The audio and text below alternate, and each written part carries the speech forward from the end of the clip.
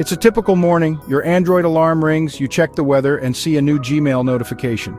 Google is already part of your day before you're even out of bed. Most people think of Google as just a search bar, but it's much more, woven into our routines in ways we barely notice. You open Google Maps for traffic updates. It suggests a faster route, knowing your home, work, and habits. Not magic, just data. On your commute, YouTube Music curates the perfect playlist, learning your tastes from every song and video you've ever played. Google builds a detailed profile, your interests, habits, and even your personality.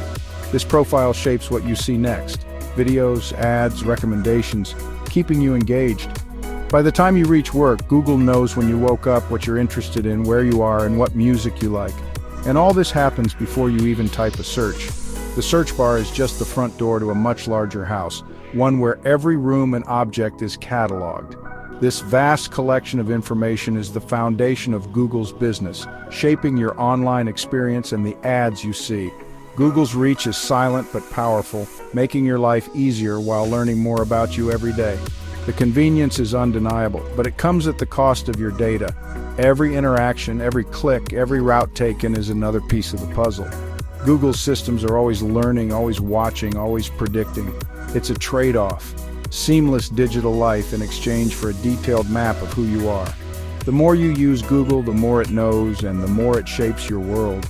This is the real Google, not just a search engine, but a silent partner in your digital life. The question is, how much are you willing to share for that convenience? Every day you make that choice, often without even realizing it. Google's influence is everywhere, quietly guiding your digital journey. It's more than search. It's the architecture of your online existence. And it all starts the moment you wake up. The real story of Google is the story of you, your habits, your interests, your life digitized. Welcome to the house that data built. Your smartphone is your calendar, camera, and lifeline. And for many, it runs on Google's Android. Even when you're not using a Google app, your phone quietly sends data to Google's servers. Location is key. GPS, Wi-Fi, and cell towers let Google track your movements with stunning accuracy.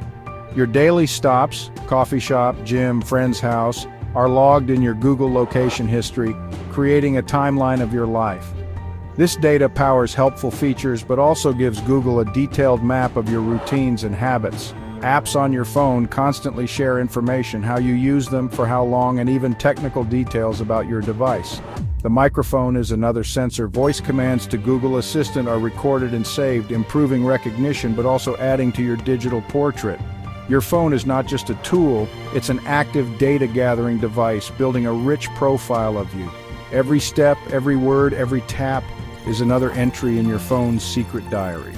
Google says this data makes your experience better, but it also means your life is always being watched. The convenience is real, but so is the cost to your privacy. Your phone is your constant companion, and so is Google. The question is, how much do you want it to know? Google's reach extends beyond your phone, across the entire web thanks to cookies. These tiny files track you as you browse, connecting your activity across news sites, stores, and blogs.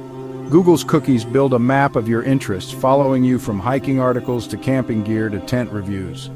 This tracking powers remarketing. Ads for products you viewed follow you everywhere online. Google isn't guessing. It knows what you're researching, connecting your searches, site visits, and videos. The result? A detailed, persistent profile of you as a consumer. While you may consent to cookies, this tracking is the backbone of online advertising. Your digital footprints are everywhere, and Google is always watching. Why does Google collect so much data? One word: advertising. Google's free services are paid for with your data. Your attention is the product sold to advertisers. Detailed profiles let Google target ads with precision, making them more effective for companies and more relevant for you. Personalization goes beyond ads. Google uses your data to improve Maps, YouTube, and search, anticipating your needs. The more you use Google, the more personalized and indispensable its services become. But this comes with a trade-off. Google needs to know a lot about you. Advertisers don't get your name, but they buy access to people like you based on your data. All this information lives on Google's servers, a central repository of billions of lives. The convenience is real, but so is the cost: your privacy, in exchange for a tailored digital world. The choice is yours. How much are you willing to share? The amount of data Google collects can feel overwhelming, but you're not powerless. Visit your Google account dashboard to see, manage, or delete much of your stored information. In data and privacy, you can pause or auto-delete your web and app activity, limit location history, and manage your YouTube history.